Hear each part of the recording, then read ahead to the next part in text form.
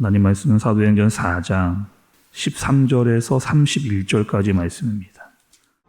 그들이 베드로와 요한이 담대하게 말함을 보고 그들을 본래 학문 없는 범인으로 알았다가 이상히 여기며 또 전에 예수와 함께 있던 줄도 알고 또 병 나은 사람이 그들과 함께 서 있는 것을 보고 비난할 말이 없는지라 명하여 공회에서 나가라 하고 서로 의논하여 이르되 이 사람들을 어떻게 할까? 그들로 말미암아 유명한 표적 나타난 것이 예루살렘에 사는 모든 사람에게 알려졌으니 우리도 부인할 수 없는지라.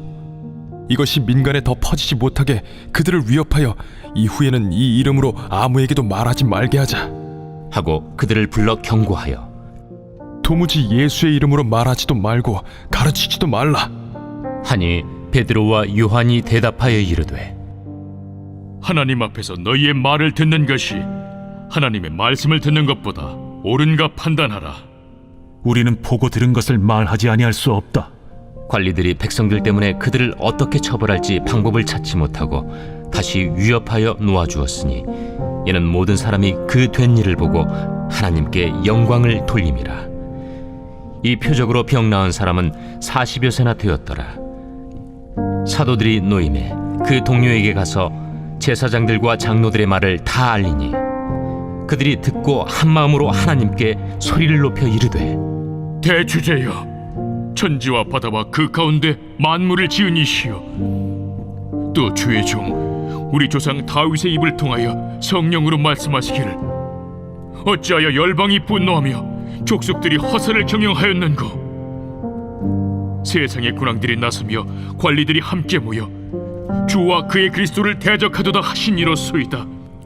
과연 헤롯과 본디오 빌라도는 이방인과 이스라엘 백성과 합세하여 하나님께서 기름 부으신 거룩한 종 예수를 거슬러 하나님의 권능과 뜻대로 이루려고 예정하신 그것을 행하려고 이 성에 모였나이다. 주여, 이제도 그들의 위협함을 굽어보시옵고 또 종들로 하여금 담대히 하나님의 말씀을 전하게 하여 주시오며 손을 내밀어 병을 낫게 하시옵고 표적과 기사가 거룩한 종 예수의 이름으로 이루어지게 하옵소서. 빌기를 다음에 모인 곳이 진동하더니 무리가 다 성령이 충만하여 담대히 하나님의 말씀을 전하니라. 아멘.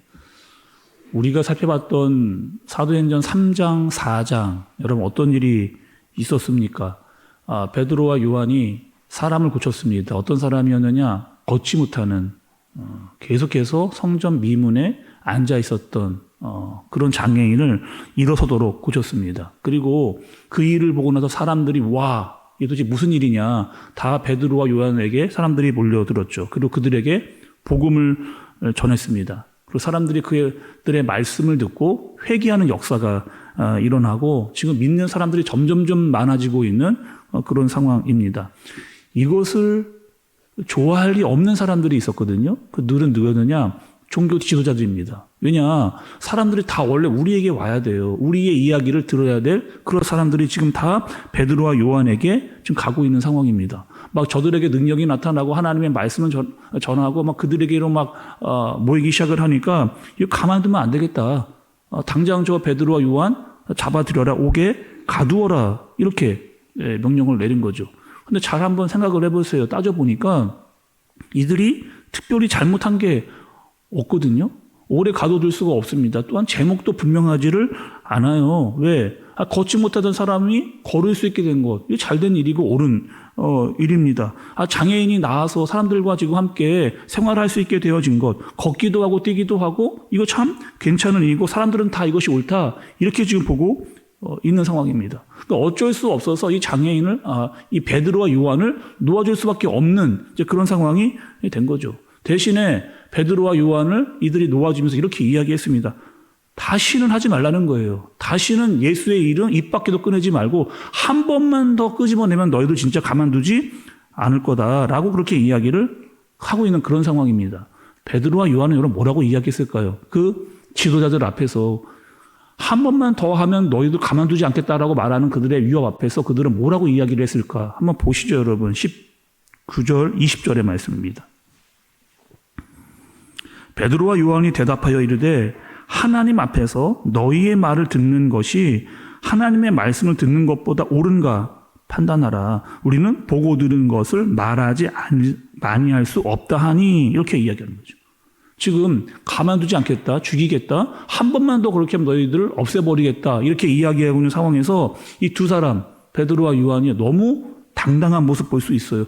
아니 우리가 너희들이 아무리 위협하고 우리를 죽인다 한다 할지라도 우리는 가만히 있을 수 없다는 거예요. 멈출 수 없다는 거예요. 우리가 해야 될 일을 하겠다는 거예요. 너희들이 아무리 핍박과 고난을 우리에게 준다 하더라도 우린 그 일을 하겠다. 그리고 우리는 이렇게 생각하고 있다. 지금 어느 말이 더 옳은가? 너희의 말이 옳은가? 하나님의 말이 옳은가? 그것은 너희들이 판단한 일이 아니라는 거예요. 그리고 우리는 하나님 앞에서 그것을 판단하겠다. 그리고 아무리 너희가 우리를 죽인다 한다 할지라도 우리는 그 일을 감당하겠다. 이렇게 이야기하고 있는 겁니다. 오늘 베드로와 요한을 보면서 저는 다니엘과 세 친구가 생각이 났습니다. 여러분 다니엘과 세 친구도 어떠한 일을 당했었느냐? 바벨론에서 금신상을 만들었거든요. 권력자들이 그들을 잡아갔습니다. 지금 절하라는 거예요. 우리가 보는 앞에서 너희들은 지금 금신상에게 전하지 않으면 이 자리에서 반드시 죽여버리겠다. 그리고 풀무불을 7배나 뜨겁게 해놓은 지금 그런 상황인 거죠. 그럼 어떤 마음이요? 어쩔 수 없다. 그냥 여기서 절하자라고 이 다니엘의 세 친구들이 그렇게 하지는 않고 어떻게 하느냐? 우리는 그렇게 할 수 없다는 거예요. 우리는 지금 금신상 앞에 있지 않고 권력자들 앞에 있지 않다는 거예요. 우리는 하나님 앞에 있기 때문에 우리는 죽어도 그렇게 할 수 없다라고 하는 마음을 그들은 가지고 있었습니다. 오늘 여러분 베드로와 요한도 마찬가지 아니에요? 지금 이들은 권력자들 앞에 서 있지 않고 하나님 앞에 서 있다. 우리는 하나님 앞에 서 있고 하나님께서 우리에게 말씀하신 대로 우리는 그 일을 하겠다. 우리가 감옥에 가고 아무리 핍박과 어려움이 온다 할지라도 이런 일을 감당하겠다. 이런 마음을 가지고 지금 그들과 마주하고 있는 그런 상황입니다. 여러분 오늘 말씀의 29절의 말씀도 한번 좀 보세요. 주여 이제도 그들의 위협함을 굽어 보시옵고 또 종들로 하여금 담대히 하나님의 말씀을 전하게 하여 주시오며 이렇게 이야기합니다. 여러분 오늘 29절의 말씀은요. 이 제자들의 지금 사도들의 기도 중에 한 말씀입니다. 지금 여러분 어떻게 지금 이들이 기도하고 있느냐? 보통 여러분 우리에게 이런 어려움이 오면 어떻게 여러분 기도를 해요? 이렇게 기도하잖아요. 하나님, 우리에게 있는 이 위협, 저 악한 자들이 우리를 힘들게 하고 어렵게 하고 있는 이 상황을 빨리 벗어나게 해주세요. 사라지게 해주세요. 없애주세요. 저 악한 자들 다 처리해주세요. 라고 우리는 보통 그렇게 기도를 하잖아요. 우리는 살려주시고 저 사람들은 다 벌에 처해주세요. 어떠한 일이 생기게 해주세요. 라고 그렇게 기도하는데 지금 요한과 베드로는 어떻게 기도하느냐. 여러분 29절에 그 말씀을 좀 보세요. 위협함을 굽어보시옵고 라고 할 때 이 굽어보시옵고 라고 의 뜻이 이런 뜻입니다. 눈을 떼지 말고 계속해서 지켜보다.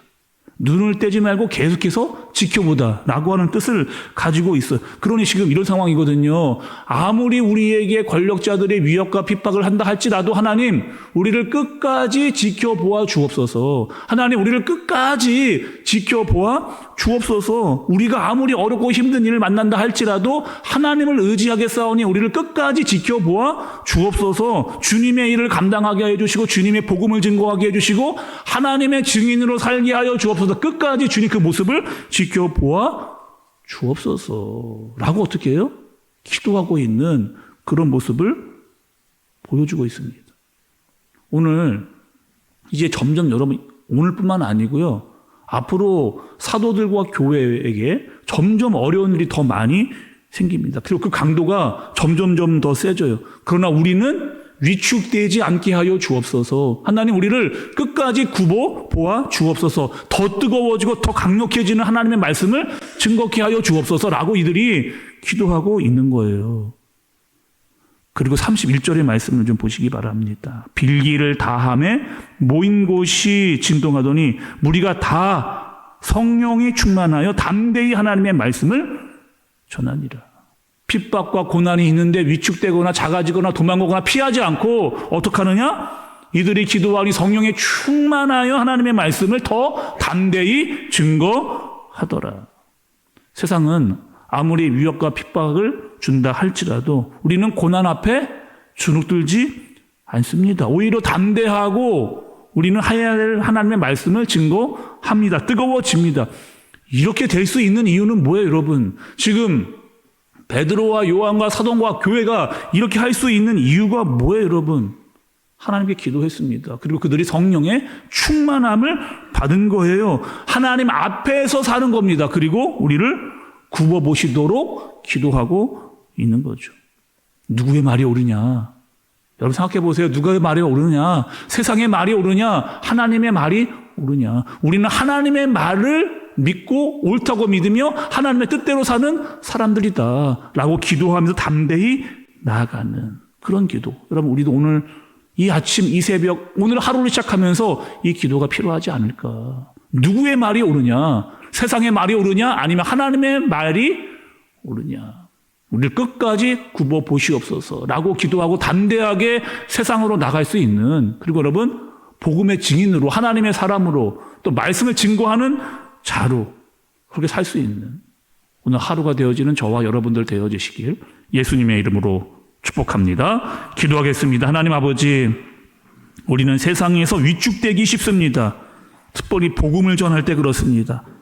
작아지고 못할 것 같습니다. 그러나 오늘 이 새벽 우리가 기도하고 성령에 충만하게 하여 주옵소서. 담대하게 용기 있게, 그리고 우리가 보고 들은 것을 말할 수 있는 사람들, 하나님의 사람들 되게 하여 주옵소서. 우리를 끝까지 굽어 보아 주옵소서. 세상을 이길 힘을 주옵소서. 예수님의 이름으로 기도드리옵나이다. 아멘.